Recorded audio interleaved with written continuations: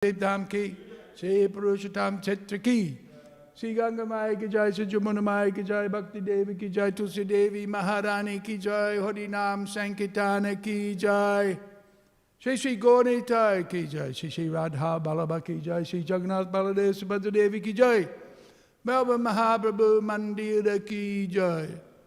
All glories to the assembled devotees. All glories to the assembled devotees. All glories to the assembled devotees. All glories to Sri Sri Guru and Gauranga. All glories to Srila Prabhupada. Namo Vishwadaya Krishna Stai Buddha Smati Buddha Jam Prabhu Tanamane Namo Vishwadaya Krishna Stai Buddha Smati Bhaktivedanta Swami Tanamane Namaste Saraswati Devi Gauravani Pujane Navasesa Sunyavadi Paschat Desha Tarane Om Namo Bhagavate Vasudevaya.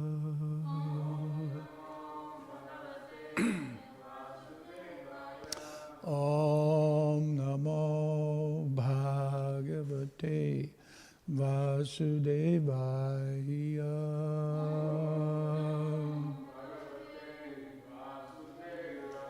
Om Namo Bhagavate Vasudevaya.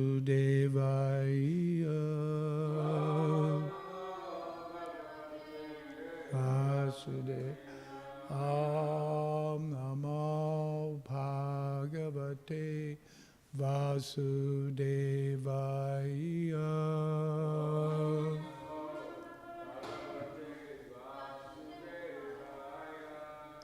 Today we're reading from Śrīmad Bhāgavatam, Canto 6,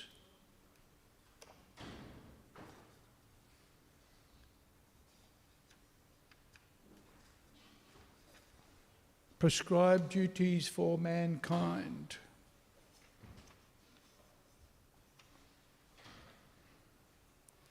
Chapter 2,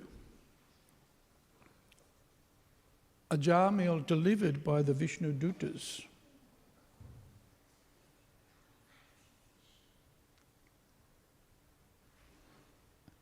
Text number 40.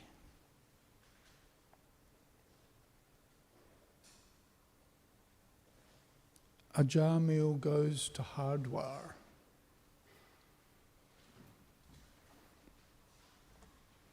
And what does Ajah Mil do when he goes to Hardwar?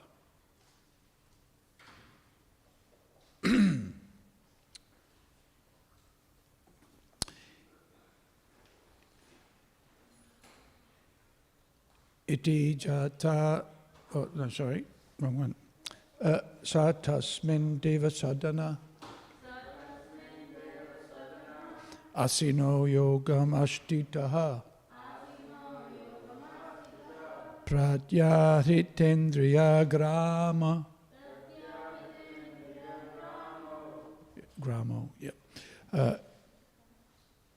Yuyoja mana atmani satasmin deva sadhana asino yogamastitaha pratyahritendriya gramo yuyoja mana atmani satasmin deva sadhana asino yogamastitaha pratyahritendriya gramo yuyoja mana atmani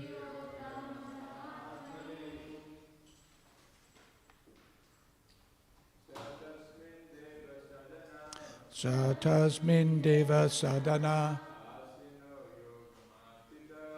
asino yogamastitaha pratyahritendriya gramo yuyoja mana atmani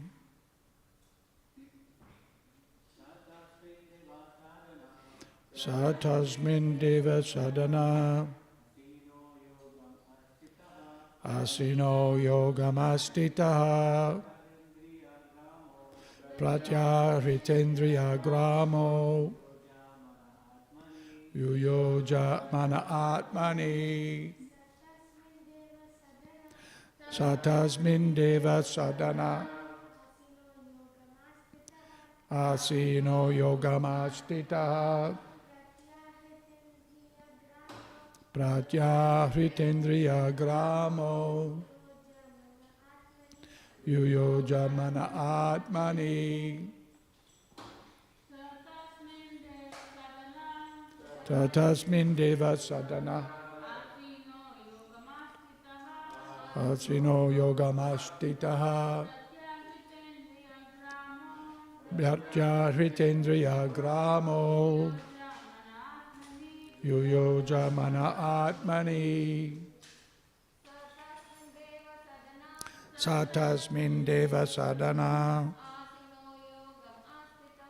asino yogamastitaha pratyahritendriya gramo yuyoja mana atmani satasmin deva sadhana asino yogamastitaha pratyahritendriya gramo yuyoja mana atmani satasmin deva sadhana asino yogamastitaha pratyahritendriya gramo yuyoja mana atmani saha he ajamil tasmin at that place hardwar deva sadhane in one Vishnu temple asinaha being situated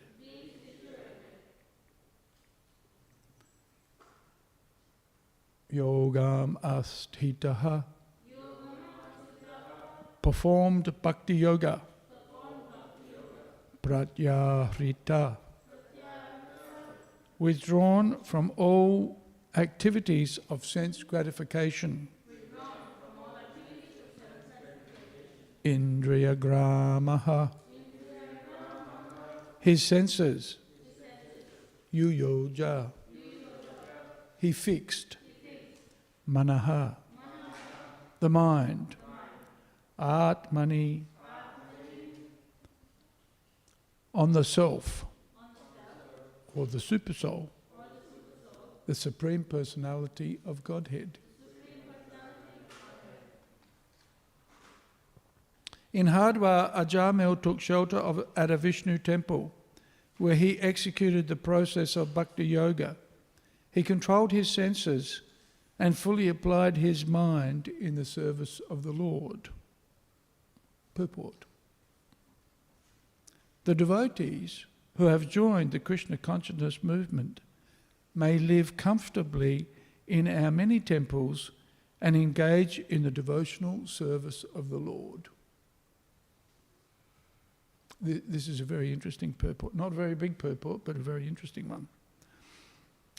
Thus, they can control the mind and senses and achieve the highest success of life, in life. This is the process descending from time immemorial. Right? Learning from the life of Ajamil, we should vow with determination to do what is necessary to follow this path.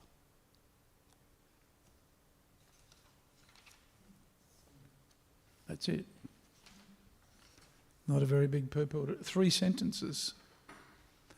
Om Jnana Timirandasya Gyananjana Shalakaya Chakshurunmilitam jena tasmaye Shri Guruve namaha. Shri Chaitanya Manobhishtam Stapitam jena bhutale Svayam rupa kada mahayam dadati sva padantikam muktam karoti vachalam pangum langayate girim yad kripa tamaham bande Shri Gurum dinatarinam Paramananda Madhavam Shri Chaitanya Ishvaram.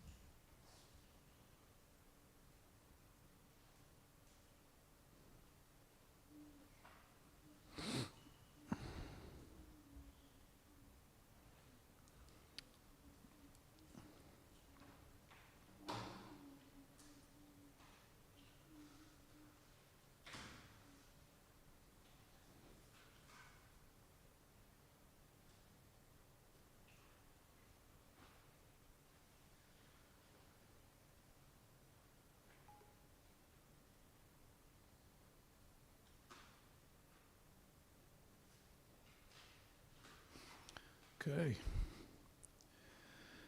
So, Deva Sadhana means, or is translated here, in one Vishnu temple, right? Deva Sadhana.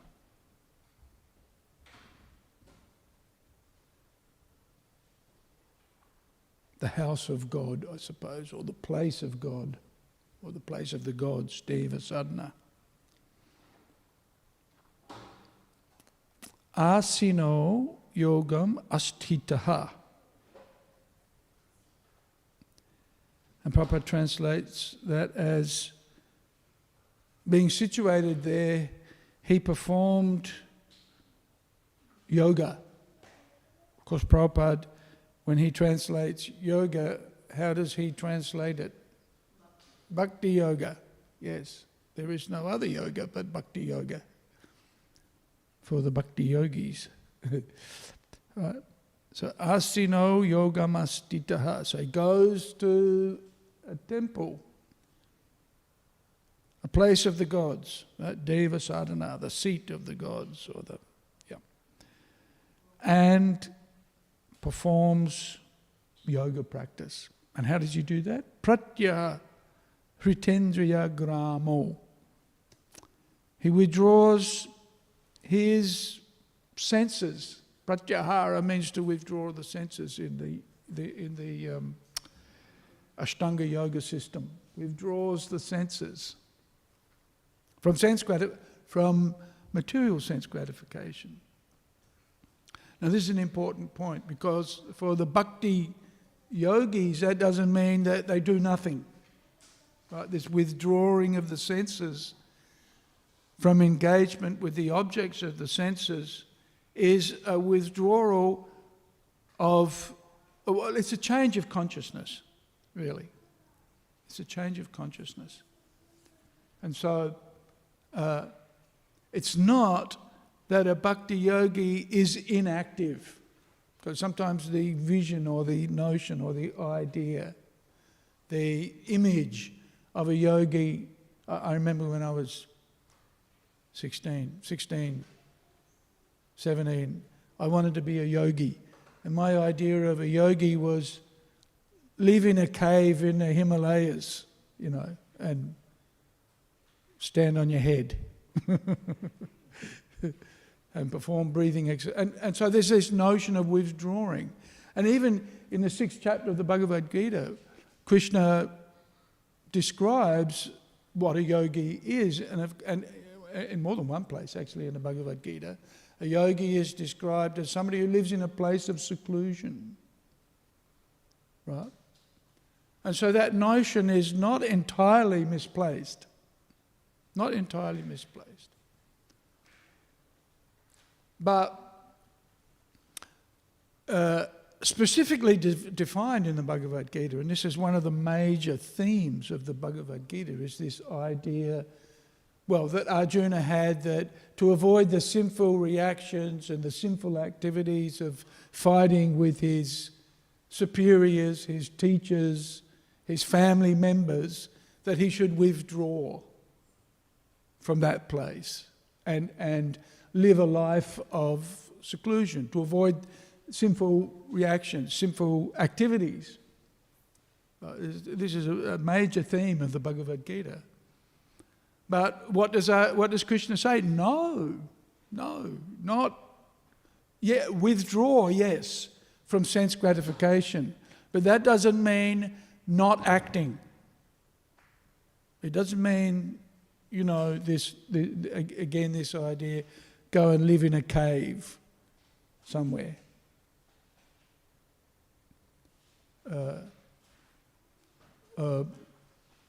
This idea of seclusion means secluded from bad association.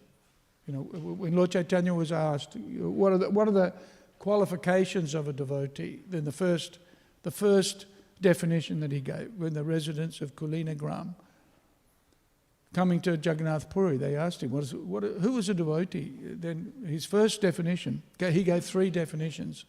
First definition was asat sanga tyag, that this notion of seclusion means to cut off bad association. That doesn't mean not to have any association. And in fact, association is important.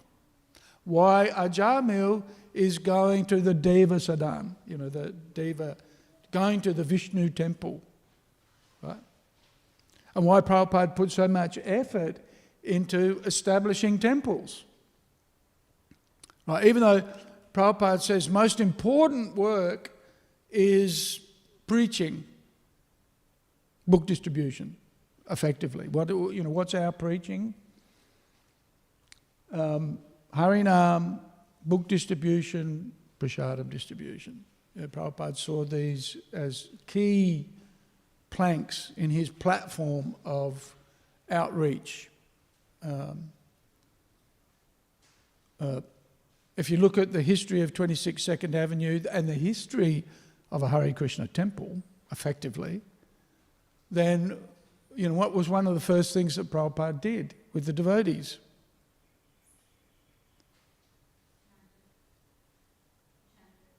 Chanted, yes, but I'm thinking of something else that Prabhupada did. What did he do? What did Prabhupada do in the early days of ISKCON with the devotees? He filled them up with prasadam. Prabhupada was amazed, that some boys could eat 10 chapatis. Right? But he encouraged them, eat more, eat more. Right? So, prasadam, very important, because that's one of the key features of living in the association of devotees. It's bhunkte bo jayate jaiva, right? Mentioned by Rupa Goswami as one of the 6 exchanges of bhakti and of love, affection. If you want to show affection for somebody, what do you do? What do you do? Feed them. Feed them. If you want to punish your children, what do you do?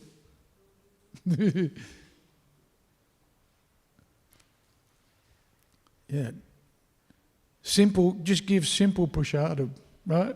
Really simple prasadam. Oh, what's going on around here? Mum's tired, exhausted. Not tired, mum's exhausted. And the kids are complaining.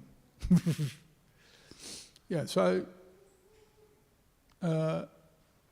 critical to the life of a temple is prasadam distribution. And what is prasadam distribution connected to? What is prasadam distribution effectively? Yes, but in terms of temple life, what is prasadam distribution related to? What's that? Yes, it is. But what activity is it related to? Deity worship. Yes, it's part of deity worship. It's part of deity worship. So again, Deva Sadan, this temple is important. Prabhupada said though that book distribution, right, Harinam, is more important. But how much effort did Srila Prabhupada put into establishing temples? Do you think? How much effort did Prabhupada put into, even though he said temple worship is secondary, how much effort did he put into it? What do you think? A lot. Yeah, a lot. Which meant that he put more into book distribution. So we see in Prabhupada's life, every morning, 1 o'clock in the morning, 2 o'clock in the morning, Prabhupada would rise and translate, write. So Prabhupada was always working on his manuscripts, preparing the Bhagavatam, preparing the Chaitanya Charitamrita, preparing teaching. If you look at Srila Prabhupada's literary output, it's quite phenomenal, the number of books that he published in a short span of time, 12 years or so. Prabhupada, his output was prodigious. So,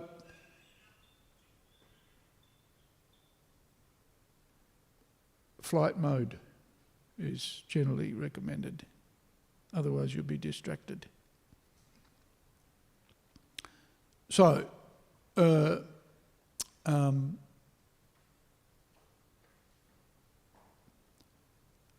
whilst, Harinam, book distribution, the Bhagavat Marga, if you like, the preaching is more important, still having temples is important because that's the centre of our community.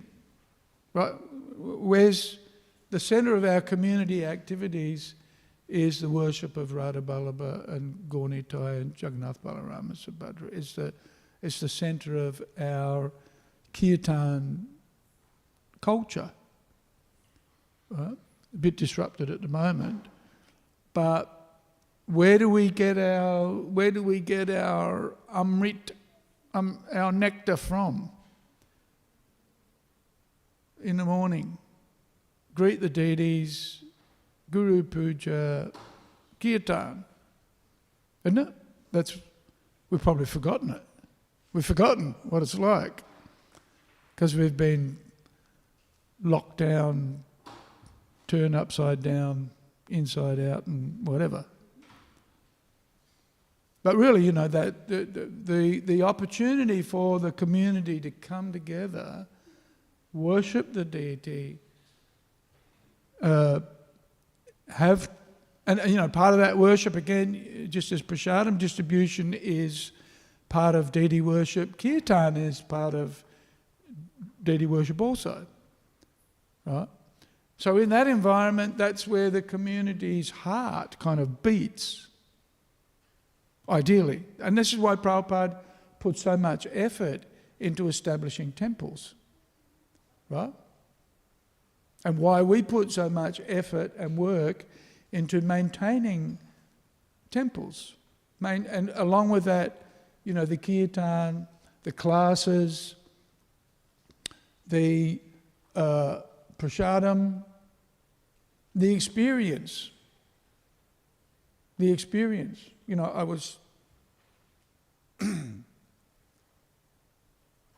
I was in Adelaide recently. One of the devotees was making some comments about how the boys in Adelaide went to Melbourne for the Christmas picnic. Why did they go there? Just for prasadam, just to fill their bellies. Right? That was the insinuation.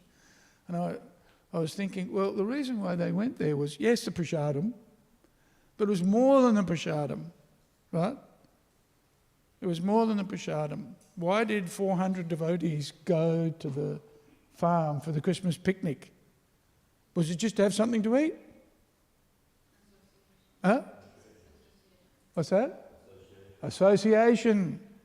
They went there because it makes them feel good, right? Not just that they got a full belly, because they got a full belly too, but that's just part of the package. Right? It's just part of the package. Just like last night, got a Google business message.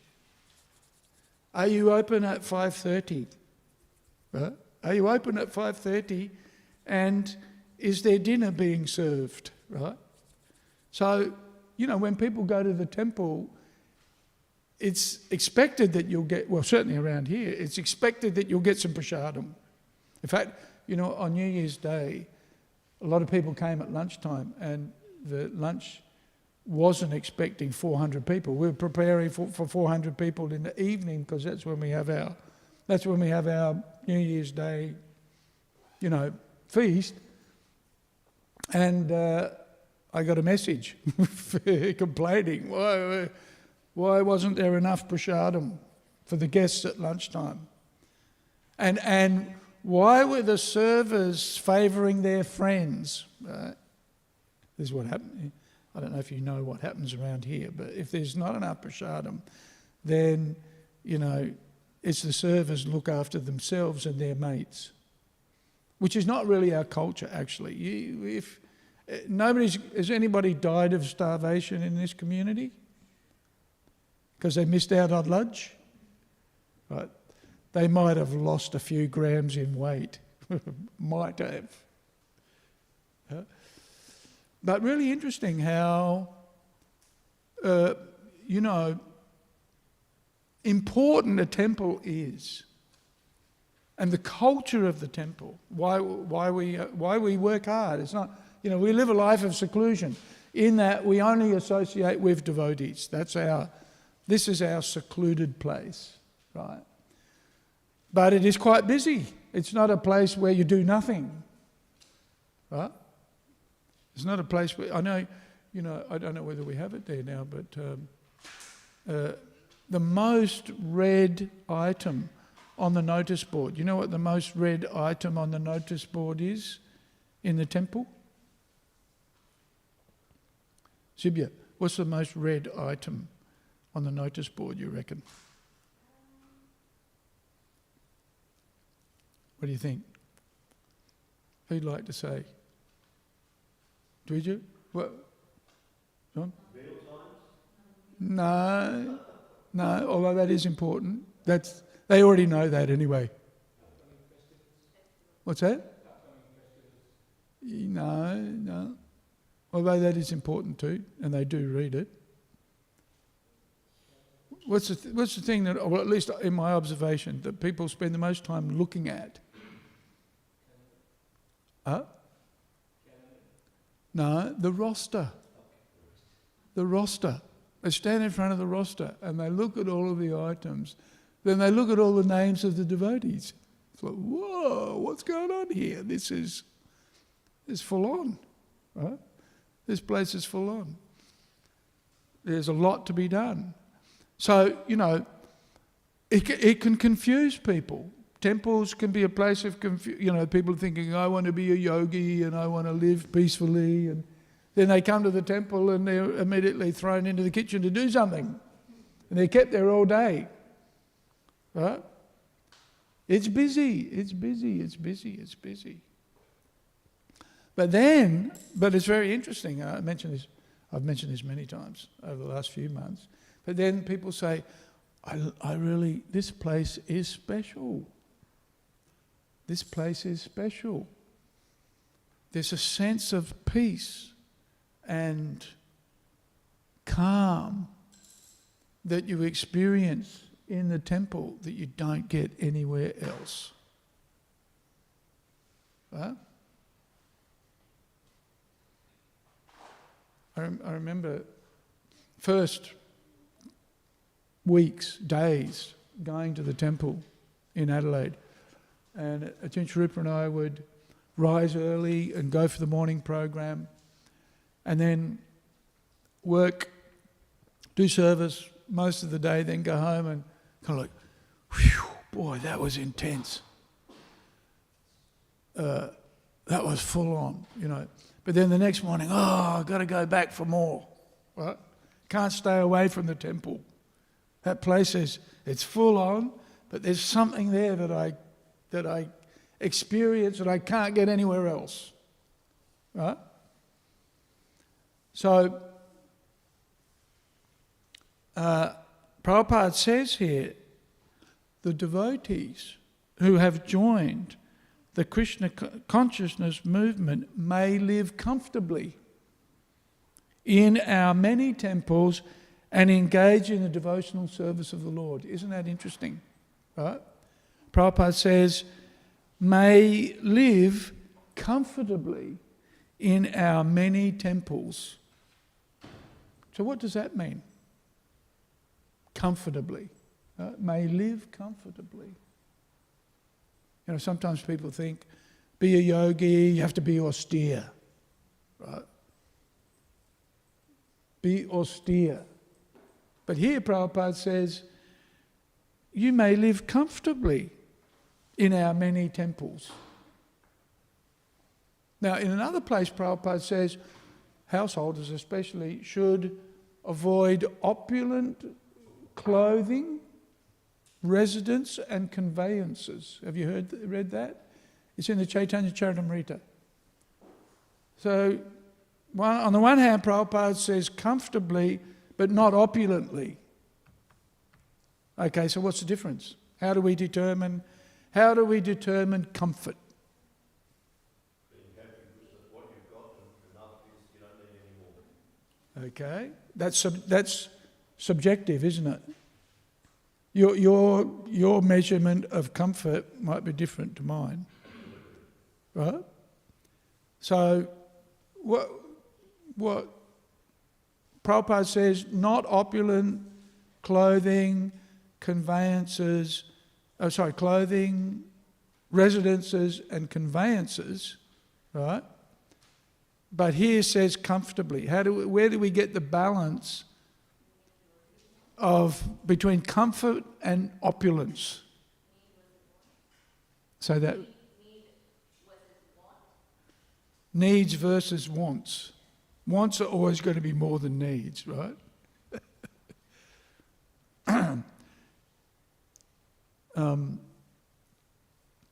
Yeah, okay, how do we determine?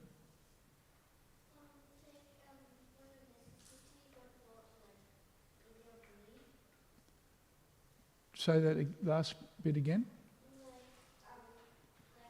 Take what's necessary, but not be greedy. Not be greedy for the gulab jamuns. Okay. How many gulab jamuns is comfortable? And how many gulab jamuns is too much? Do you think? Prabhupada kept, what he called his ISKCON bullets, right? In 26 Second Avenue, Prabhupada had a jar of gulab jamuns for anybody who was, after they've eaten 10 chapatis for lunch. If they're feeling slightly peckish, they could have some gulab jamuns, right? So, okay, how do we determine comfort and opulence? We've got a definition here. Take what is necessary, don't be greedy. Over here we have whatever you're happy with. Is that right, John? Yours is more subtle than that. Not really. I mean, in my experience, the more you have, the more you're subjected to it, the more it owns you. Right. Well, that's a good point. Yeah. Don't be controlled by externals. Because, here, asino yogam astitaha. He fixed himself in bhakti yoga, and we know in bhakti yoga there are prescriptions, there are guidelines, right? Atyahara prayasascha prajalpao niyamagraha. Don't over-endeavour for things that are difficult to obtain. Don't overeat is a recommendation for any yogi, right? So there is a line between comfort and overdoing it, and that'll be different for each one of us. But it'll be there are guidelines. Yuktahara, what is it? Yuktahara viharasya, yukta kama sachetasu, yukta swapnavabodhasya, yogo bhavati dukkha. Right? Sixth chapter of the Bhagavad Gita has some advice. So what's that? Regulated. Prabhupada describes yuktahara as being regulated. Regulated, yuktahara viharasya means regulated eating and sleeping. Right? Don't eat too much, don't eat too little. Don't sleep too much, don't sleep too little. For many years, I made 6 hours of sleep my kind of standard. And have a guess what I discovered over time. Huh? It runs you down. Yeah, it's not enough. For me, it's not enough. So now when I set my alarm, it's 7 hours. I have to do it. If I don't, I'm ratty, I'm annoyed, I crash. Usually what happens is I crash. You see it in the Bhagavatam class with the devotees who haven't had enough sleep. They start leaning over. Nothing more embarrassing than starting to snore in the Bhagavatam class. You wake yourself up and source of amusement for others, right? So, it'll be different. And, I probably got away with it for many years actually. But always would have to sleep throughout the day because, didn't have enough sleep. Or often we used to have the commando kind of Sankirtan crew, and we would try to go to bed by 9 o'clock because every morning we were up at 3 o'clock. It'd be a race to get to the bathroom first. It'd be a race to get into the temple room to start chanting your rounds first. We used to have a joke that Atmarama, because the Brahmacharya ashram was upstairs, and Atmarama would dip his toothbrush in a fish pond as he went past. So he'd have his toothpaste on by the time he got into the bathroom.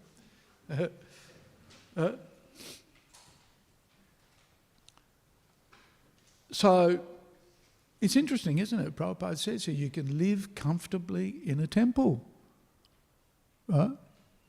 Not that the temple is a place of austerity. It's interesting, Rameshwara, he was Rameshwara Maharaj then, came to Melbourne. And all of the showers were cold, right? This is mid-70s. When I arrived in 1978, there were 2 warm showers, thanks to the mercy of Rameshwara, now Prabhu, then Maharaj, who said to the devotees, you're not going to keep any devotees if you don't have warm showers. Right? So one of the reasons for the competition is to get the warm shower.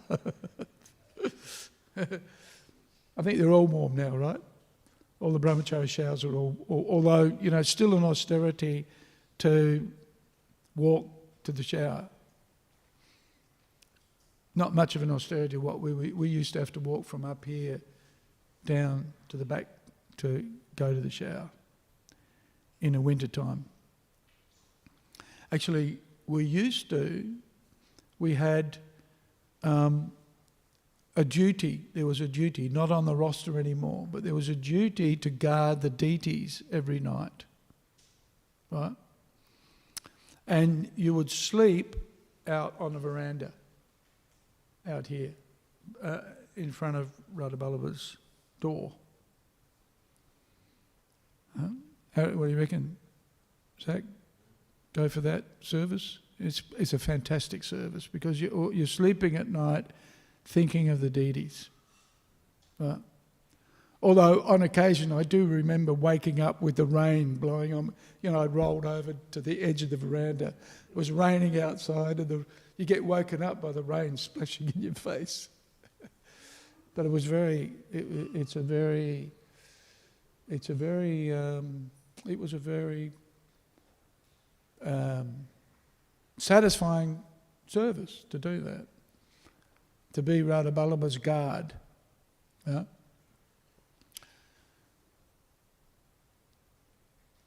Because the brahmacharis are now petitioning for ensuite bathroom. So we have plans. We have plans to make it more comfortable for everybody. Right? And why? So that one can easily then engage in bhakti yoga. Right? This is the reason for it. Not that we create artificial austerities and make it hard for ourselves to serve. We should try to make service to Krishna as easy as possible to perform. Right?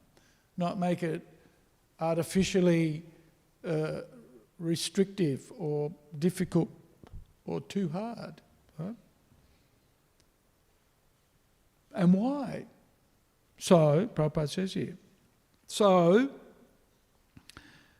they, who's that? The devotees who have joined the Krishna consciousness movement can control the mind and senses and achieve the highest success in life. So, this notion of austerity, or, this notion of seclusion, which is this kind of traditional idea of a yogi, is kind of discarded by the Krishna consciousness movement, by even Krishna in the Bhagavad Gita. It's, that one should be active in Krishna's service, that one can take money, that one can take resources, one can use people, or not use in the sense of exploit, but engage in the sense of cooperation and service to others. That it's a collaborative effort using the facilities that Krishna gives. And even in the Bhagavad Gita, again, there's a theme. If you worship Krishna, then automatically you'll prosper, right? Worshipping Krishna, it's mentioned in the, third chapter, isn't it? If you sacrifice for the demigods, then you'll prosper, right? And automatically, if you're serving Krishna, then you're automatically serving all of the demigods. So automatically then, if you're a servant of Krishna, then you'll be prosperous. We don't serve Krishna to be materially prosperous, right? We serve Krishna because he likes it. And of course we like it too. But one of the side benefits of service to Krishna is that you will be looked after, right? Prabhupada says we're living in the palace of the emperor, of the king, right? So we share the same opulences, right? And we do. course, that's, we don't promote, join the Hare Krishna movement to see the world. Although that's probably what will happen. So that's certainly what happened to me, but it wasn't why I didn't join. Although the devotees were always saying, "You've got to go to India. You've got to go to India."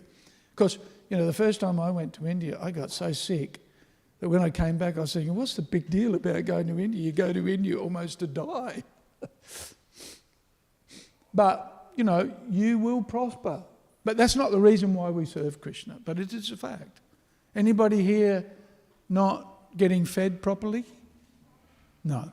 Anybody here not clothed properly? I don't think so. Anybody living here not well taken care of in terms of, residence? You're all living in Albert Park. How can you be? If you're living in Albert Park, you're doing okay. Even if you're paying the rent. Right? So, mind and sensual control is affordable by the devotees, is provided. Everything is provided for. Although, in the early days, we don't perhaps appreciate now how much of an austerity the devotees endured to provide us with this facility. Actually, we don't.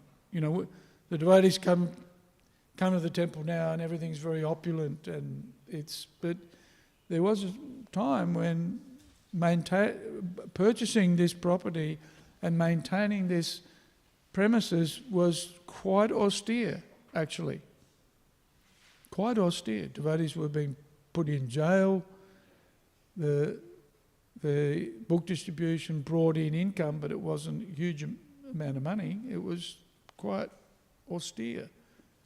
So, we should always be thankful for and appreciative of the efforts of those who've gone before us to provide us with the facilities that we have now.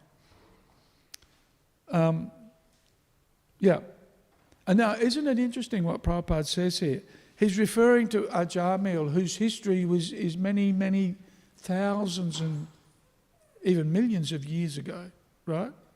Ajamil's history is a long time ago. But isn't it interesting what Prabhupada says? He said, this is the process, right?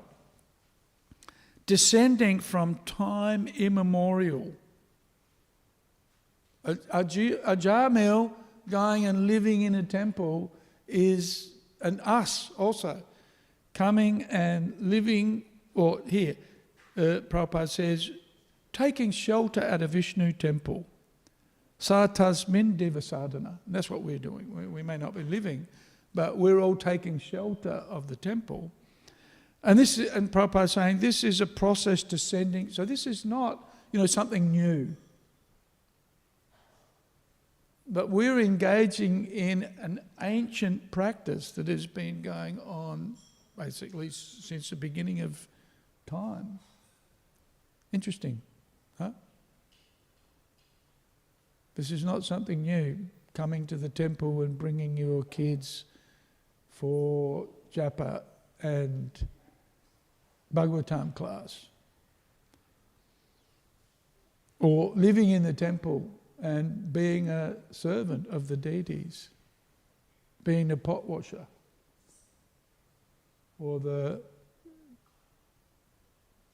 courtyard sweeper, or the pujari, the gardener, right? The maintenance man, fix up the broken locks, fix up the gas leaks. It's all been going on for time immemorial. All of these things, none of them material activity. All bhakti yoga, effectively. Right? We should never see the activity, we should never let the service of a devotee determine who they are. We should always see them as Vishnu Dutas, right? This is what it is. Even if somebody's just sweeping the courtyard. Or, or what devotees sometimes say is, I heard it recently, oh, you're just a manager. You're just a manager, right? It's like, what? What are you talking about? I'm a devotee.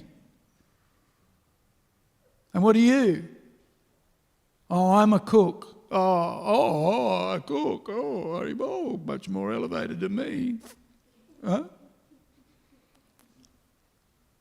Of course, a cook is elevated. A temple manager is elevated. Everybody's elevated. When, Prabhupada says that, what is it? The devotees are seen by the demigods as four-armed Vaikuntha residents. Right? This is how the demigods see the devotees. The devotee sweeping the floor, he's got four arms. The devotee washing the pots, he's got four arms. Right? The book distributor, he's got 10 arms. Right? Maybe the book distributor gets a special benefit, gets a special tick. Right? But actually, no. The thing for the book distributors is they get their name read out. Tick. The people washing the pots, their name's on the roster. And actually when you think about it, to have your name registered on the roster at the Hare Krishna temple means you're a resident of Vaikuntha.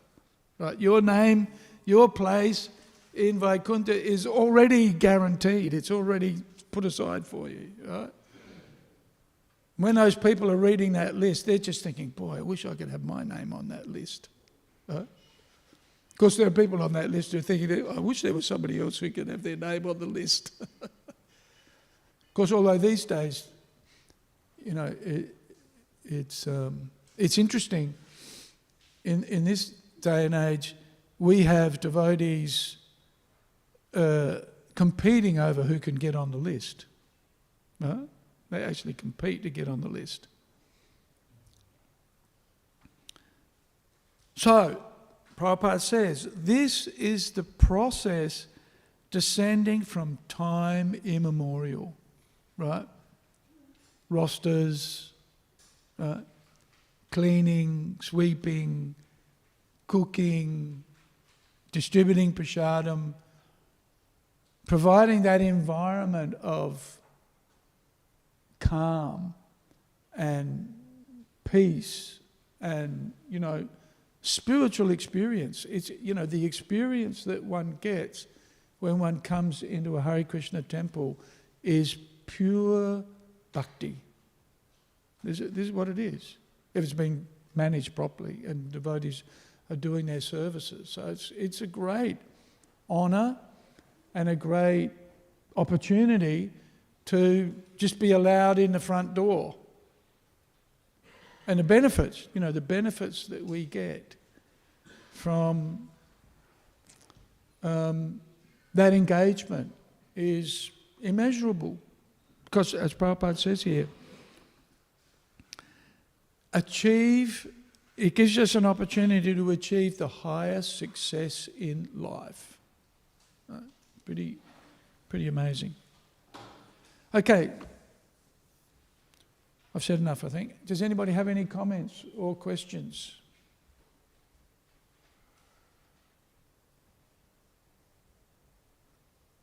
What's your experience? Oh, Shibya. Haribol.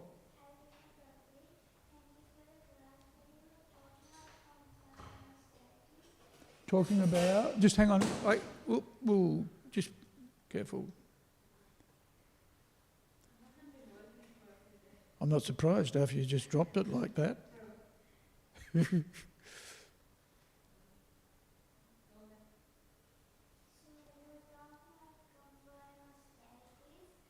Talking about, come closer so I can hear you because my hearing's not that crash hot.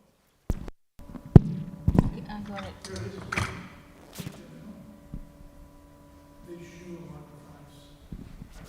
No, anyway, go on.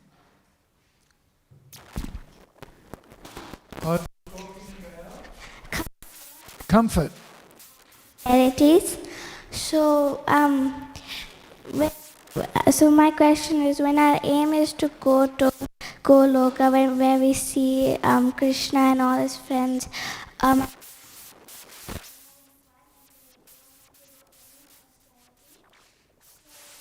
we do austerities, or our aim is like to go there?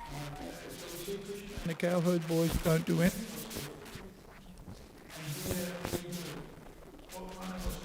You do. Waking up early in the morning.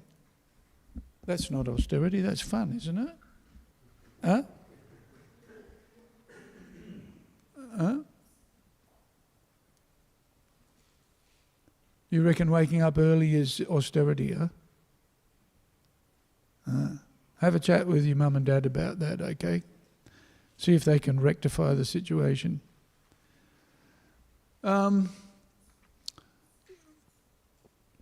You know, actually the morning program is really the greatest pleasure when you think about it, right?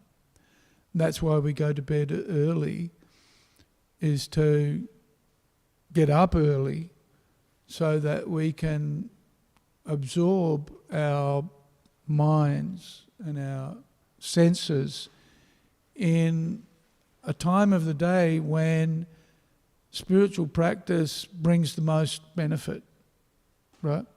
Brahma Muhurta, it's very early. What's the Brahma Muhurta? Starts at 20 to 4, I think, at the moment, because we've got daylight saving and it's quite early. But, you know, the reason why we do that is because, and it is austere to one, you know, if you go to bed late, getting up early is almost impossible. So the idea is go to bed early. But if you can rise early and, you know, chant the Guru Vashtakam, chant the Panchatattva Mahamantra, the Hare Krishna Mahamantra in the association of the devotees, worship Tulsi, pray to Lord Nrsingadev. You know, this is, it's you know, my personal memories of the morning program are the best memories I have in my life, to be honest.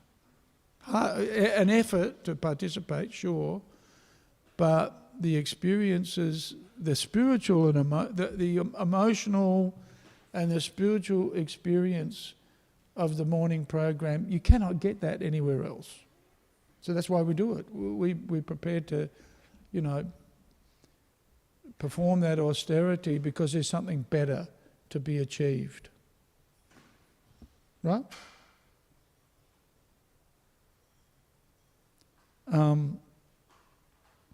And you know, the reason why the cowherd boys and the residents of Vrindavan don't have to perform austerities like that is because they naturally love to serve Krishna. That's their want, and so they're you know, they're already Raganuga Bhaktas.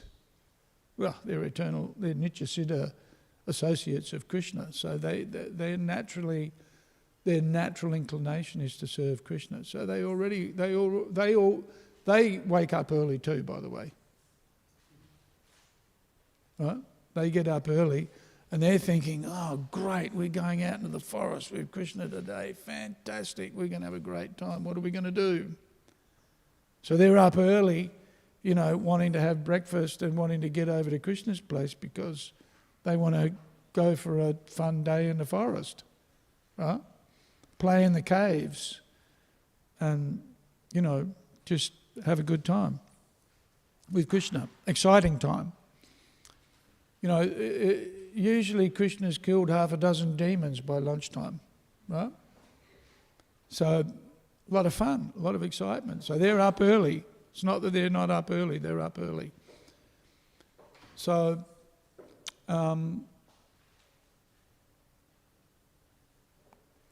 it appears to be austere, but actually it's not. It's a great pleasure. So, Krishna does mention in the Bhagavad Gita that what is poison in the beginning, but nectar in the end, is activity in the mode of goodness. Right? And so, rising early in the morning, maybe, it is a little bit tough, but the end result is great satisfaction, spiritual advancement, steadiness, self-realization. You make advancement in Krishna consciousness.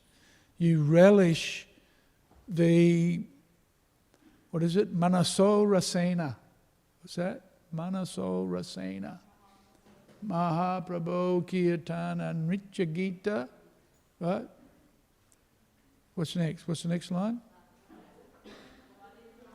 Vaditra Majan Manaso Rasena. Yeah. Romancha Kampasru Taranga Bhajo. Tears come from the eyes. Right? Why? Manaso Rasena, relishing the bhakti ras. Isn't it? When you're in Mangalatik and you're chanting Hare Krishna, you're relishing the bhakti ras. And so sometimes you'll see the devotees are crying because of the emotional experience of bhakti. Anybody here cried in a kirtan? Yeah. We don't do it all the time, we're not sahajis. Right? But we enjoy what we do. That's why otherwise why would we wake up at 4 o'clock in the morning and go to the temples like, whoa, give me another hour or two of sleep. But why do we do it? Because we enjoy it. We like it. Is that okay, Sibya? I'm not sure whether I'll convince you or not, but anyway. Anybody else? Comment? Question?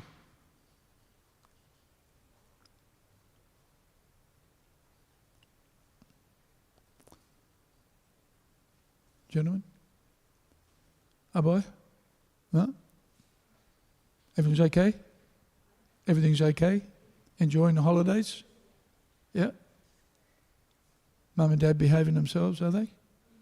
Yeah? Good. Okay, we should thank Srila Prabhupada for giving us the opportunity to live comfortably in his temple. Huh? Śrīmad Bhāgavatam ki jai, Srila Prabhupada ki jai, Gaura Bhakta Vrinda ki jai.